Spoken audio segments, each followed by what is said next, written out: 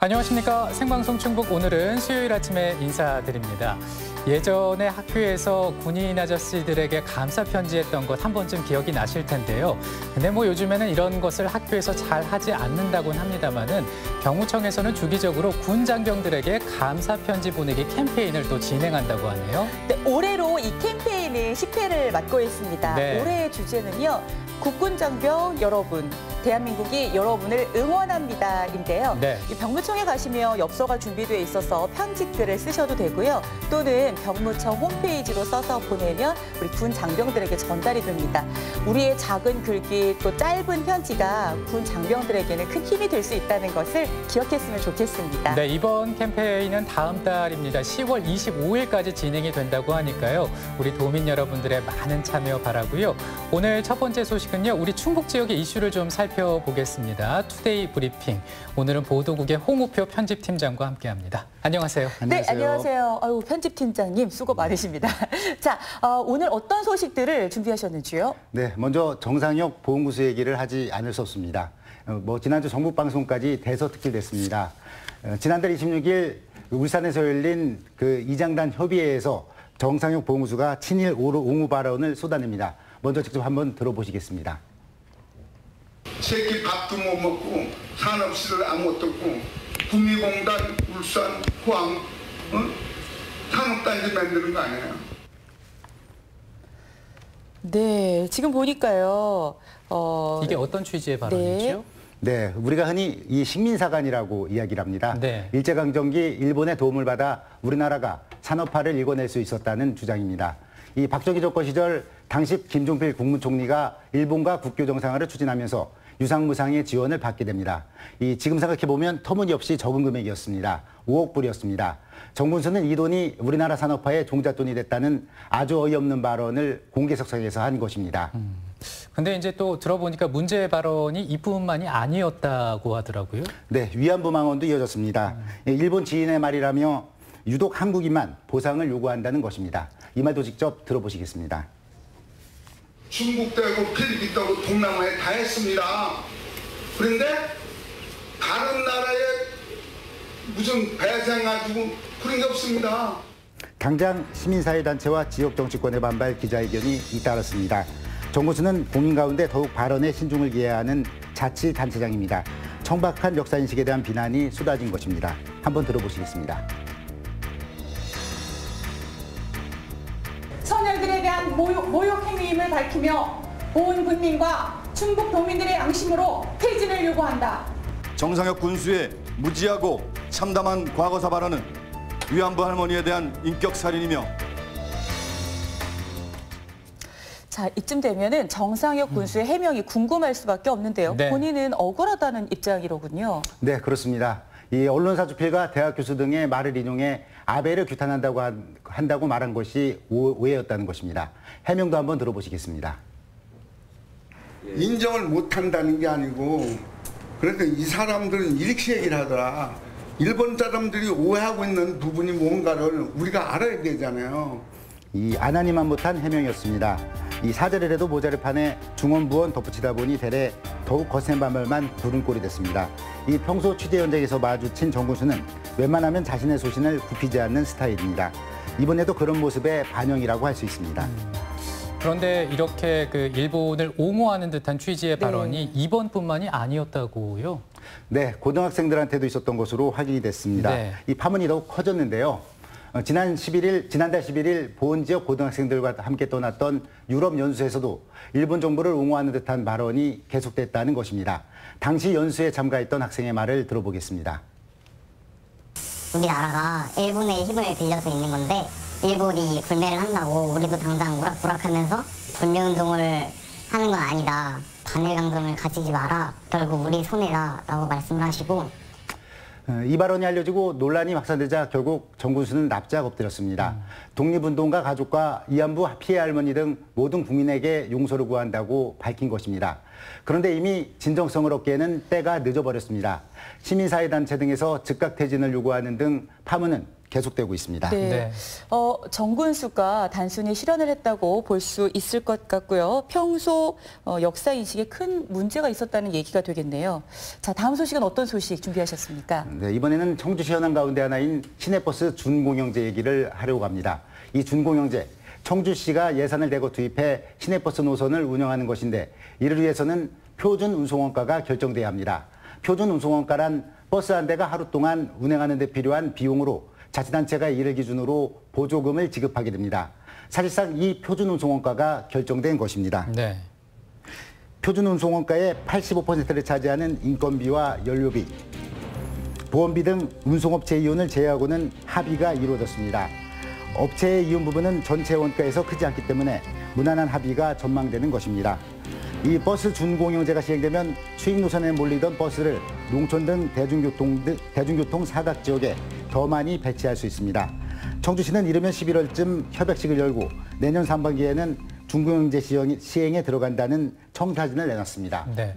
그런데 이제 이 준공영제 도입 취지는 좋은 것 같은데 또 한편으로는 밑빠진 독에 물 붓기식으로 이 보조금 부담이 엄청나게 늘 수 있다. 네. 이런 우려가 있는 것도 사실이잖아요. 네, 그렇습니다. 우리가 흔히 이 시내버스 준공영제 도입의 전제 조건으로 투명한 운송원가를 꼽고 있습니다. 네. 그런데 이게 절반은 맞고 절반은 틀린 얘기입니다. 이미 시내버스 등 대중교통 이용률이 꾸준히 감소하고 있는 실정이기 때문입니다. 시내버스 업계의 자생력을 높이는 방안이 필요할 수밖에 없습니다.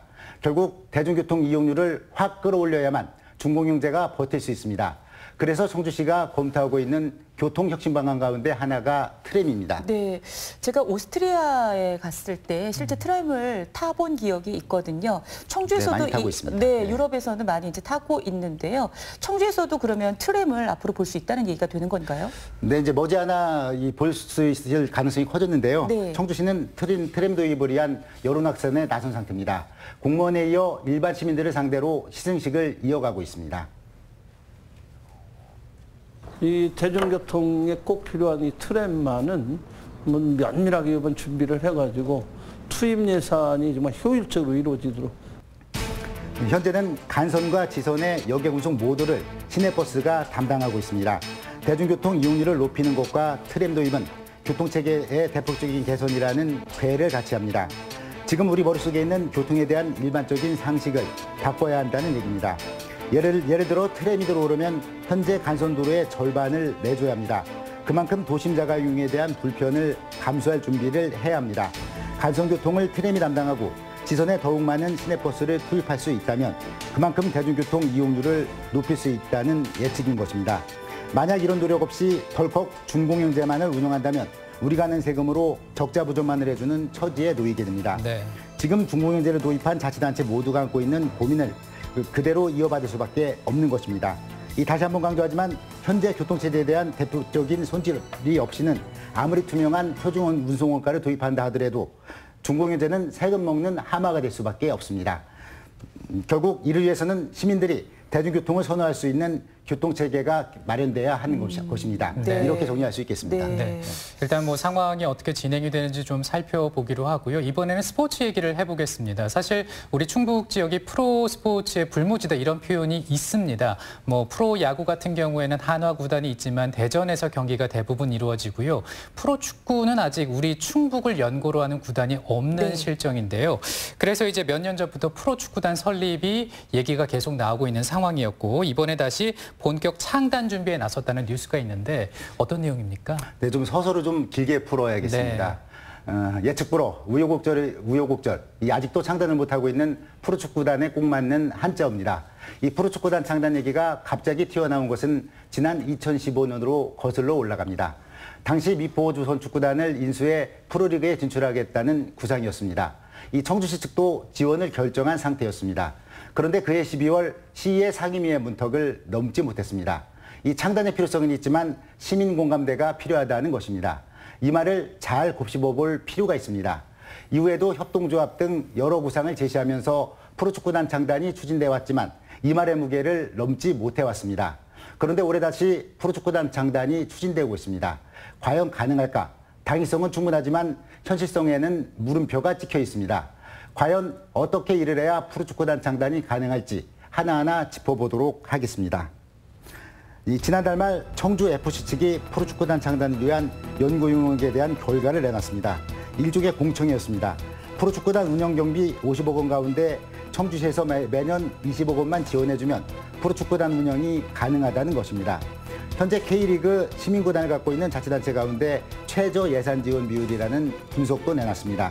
이 나머지 30억 원은 모기업인 SMC와 현재 접촉 중인 것으로 알려진 대기업 스폰서의 지원 등으로 충당이 가능하다는 주장입니다.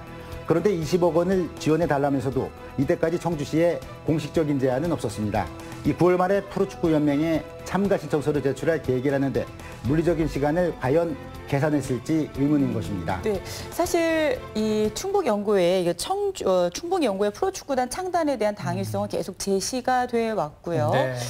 그리고 또 뭐 해보려는 노력들도 상당히 많이 있었거든요. 그러니까 당위성에 대해서는 공감을 많이 하는 것으로 이렇게 보도가 나오고 있는데 왜 이렇게 자꾸 무산되는 상황이 연출되는 거죠? 사실 저도 그 점이 참 답답합니다. 네. 이 창단의 당위성을 현실화하기 위해서는 이 절차라는 것이 필요합니다. 이 당장 제가 확인을 해보니까 청주 FC 측이 마련한 그 용역 연구 발표회에 시장, 부시장, 담당국장 아니면 담당 과장이라도 참석했어야 했습니다. 근데 모두 불참했습니다. 네. 이 담당 팀장이 무슨 소리를 하나 구경을 간 게 고작이었습니다. 이 자기들끼리의 논의는 곤란하죠. 그래도 뭐 올해는 꼭 창단이 돼야 한다 이런 여론이 있는데요. 그렇다면 어떻게 하면 좋을까요? 네, 이 내년부터는 프로축구단 승강 시스템에 변화가 생긴다는 얘기가 있습니다. 바로 국내 축구리그 전체에 승강 시스템이 도입되는 것입니다. 동호인 리그인 K7까지도 실력에 따라 상위 리그로 진입이 가능하다는 것입니다. 문제는 그만큼 프로리그의 진입 장벽이 더 높아진 데 있습니다. 프로와 아마 구단 운영 규모와 실력 차를 감안해서 K리그2와 K3 승강제는 오는 2024년부터 시행될 예정입니다. 청주FC는 K3에 속해 있는데 올해 안으로 프로축구단을 창단해야만 성적에 상관없이 바로 프로리그 진입이 가능합니다. 네. 올해가 마지막 기회라는 명분의 근거입니다. 키는 청주시와 의회에 있습니다. 청주시가 창단의 필요성을 우호적인 입장을 보이고 있지만 과연 매년 20억 원만 지원하면 정말 자생력을 갖고 운영이 가능할지 확신을 갖지 못하고 있습니다. 설령 청주시가 지원을 결정해도 예산 승인권을 쥐고 있는 의회의 설득이 뒤따라야 합니다. 과거처럼 성동격서 같은 작전만으로는 또다시 다음 기회를 기약할 수밖에 없는 것입니다. 실제 이 그 사안에 대해서 취재 많이 하셨잖아요. 네. 네. 그 현장 분위기는 어떤 분위기인가요? 비공식적이지만 최근에 네. 한번도 시장인 기자들을 만난 자리에서 매년 진짜 20억 원만 주면 된다면 네. 청주시의 이 재정 규모를 감안할 때 지원이 가능하다. 뭐 이런 의견을 밝히기도 했습니다. 이 정확한 근거와 구체적인 비전을 제시한다면 이 당위성을 갖고 있는 프로축구단 창단이 불가능하리라는 법은 없는 것입니다. 제발 급하다고 이 반을 허리에 꽂는 법은 없었으면 좋겠습니다. 네. 자, 그러면 이제 결국 청주시와 또 청주시 의회에 그 설득에 좀 공을 들여야 되는 상황인데 네. 현실적으로 시간이 얼마 주어지지 않아서 이게 또 조금 걸리네요. 네, 네. 충분히 물리적인 시간을 압축해서 진행을 한다면 올해 창단이 전혀 불가능하다 이렇게는 또 볼 수 없을 것 같습니다. 네. 충분하다. 네, 그렇습니다. 할 수 있군요. 네. 자, 창단까지 좀 기다려 보겠습니다. 자, 마지막 소식 살펴보겠습니다. 어떤 내용 준비하셨나요? 네, 오늘 마지막 얘기도 좀 머리 가벼운 얘기를 네. 해보려고 합니다. 이 청주 하면 떠오르시는 게 뭐죠? 청주. 저는 직지. 사실은 네, 아니 직지. 저는 이제 교육의 도시도 떠오르긴 하는데 네. 최근 들어서 이제 청주하면 직지 이렇게 다 연결이 되긴 하죠. 네, 그렇죠. 이제 청주에 사는 이 삼척동자도 이 직지를 다 알고 있습니다. 네. 현존 최고 가장 오래된 이제 활자본입니다. 그래서 이제 청주시는 지난 2013년부터 이 직지 소설 문학상이라는 것을 제정해 시행하고 있습니다. 이제 올해는 빙어각이라는 이제 작품이 대상작이 됐는데요. 조선 후기 일종의 백과사전인 규합청소를 소재로 한 작품입니다. 그동안 직지를 소재로 한 다른 수상작들과는 약간 결이 다른 대상작입니다. 네. 실제 청주시는 대상작 선정 이유로 밝힌 보도자료에서 금속활자 직지가 만들어질 당시의 시대상을 나열한 기존 음모작과 차별성이 있다고 밝혔습니다. 네. 소재가 공무요강과 거리가 있지만 한글 문자의 발전을 다룬 소설로 문제 삼지 않았다고 덧붙였습니다. 이런 미묘한 변화는 앞으로 직지 소설 문학상에 나아갈 방향을 보여주는 대목으로 해석됩니다. 다른 문학상과 달리 직지 소설 문학상은 소재에 제약이 있습니다. 직지, 청주시가 소재로 담겨야 하고 범위를 넓혀도 인쇄문화, 한글문자의 발전 등을 다뤄야 하는 것입니다. 네, 이 직지 소설 문학상의 미래, 그렇다면 어떤 변화가 생겨야 할까요? 네. 뭐 직지 소설 문학상의 대상 상금 혹시 알고 계십니까? 잘 모르겠습니다. 네. 얼마나요? 2천만 원입니다. 2천만 원이요? 우리가 이제 황순원 문학상, 뭐 미당 문학상에서 이제 대표적인 문학상들의 네. 대상 상금이 보통 많으면 5천만 원, 네. 한 2천만 원 정도면 이제 전국적인 규모의 문학상 규모거든요. 그러니까 큰 거죠? 예, 2천만 큰 원이면. 금액입니다. 그런데 네. 이제 청주 씨가 이 직지 소설 문학상을 시작하면서 내심 좀 고민이 있었던 것 같습니다. 네. 왜냐하면 이제 이 수상작들을 제외하고는 이제 전반적인 응모 작품의 수준이 떨어졌고, 그다음에 이제 응모 작품 수도 네. 좀 눈에 띄게 감소를 해왔다는 것입니다. 결국 이제 이런 직지 소설 문학상을 좀 일반 문학상으로 바꿔야 되지 않느냐, 뭐 이런 의견이 이제 나오고 있는 것 같습니다. 네. 네. 그 앞서서 이제 이 직지문학상의 소재에 직지가 들어가야 되고 청주가 등장을 해야 되고 또 인쇄문화가 들어가야 된다. 사실 이런 것들을 짜집게 해가지고 이 소설을 쓴다는 게 보통 어려운 일이 아니니까 당연히 좀 한계가 있을 것 같습니다. 그럼 이제 올해 그 상을 받으신 분의 소재가 조금 변화했다는 것을 보여주면 앞으로 직지문학상이 굳이 직지를 소재로 삼지 않더라도 직지 문학상의 주인공 작품들을 선정할 수 있다. 뭐 이렇게 지금 패러다임이 바뀌게 되는 건가요? 뭐 시청 내부 직원들도 뭐 그런 좋은 아이디어라는 네. 얘기를 좀 하더군요. 네. 왜냐하면 이제 우리가 흔히 이제 황순원 문학상, 미당 문학상 등 이제 문학상 작품의 네. 수상작들이 네. 사실 뭐 그 유명 작가들의 작품 세계만을 조명해서 상을 타는 건 아니거든요. 네. 되게 이제 응모 분야, 뭐 신야 소설이냐 또는 응모 분량, 뭐 중편이나 단편이냐, 뭐 네. 장편이냐 이런 이제 제약만 있는 것이거든요. 그래서 이제 제 개인적인 바람이기도 하지만 네. 이게 이제 직지 소설 문학상이 뭐 다른 뭐 이상 문학상이나 이런 작품들 보면 매 그 베스트셀러 코너에 올라오지 않습니까? 책들이 네, 올해 그렇죠. 무슨 문학상 수상작. 네. 그래서 이게 이제 우리도 직지 소설 문학상 이 수상 작품이 올해 직지 소설 문학상 수상작 해서 전국 서점에 베스트셀러로 깔리는 그날이 오기를 한번 기대해 봅니다. 아, 네. 정말 그게 큰 홍보가 되겠습니다. 그렇습니다. 네. 생각만 해도 참 멋진 일인 것 같습니다. 우리 충북 지역의 이슈를 좀 살펴봤습니다. 투데이 브리핑 CJB 보도국의 홍우표 편집팀장과 함께했습니다. 오늘 고맙습니다. 네, 수고하셨습니다. 예, 고맙습니다. 네.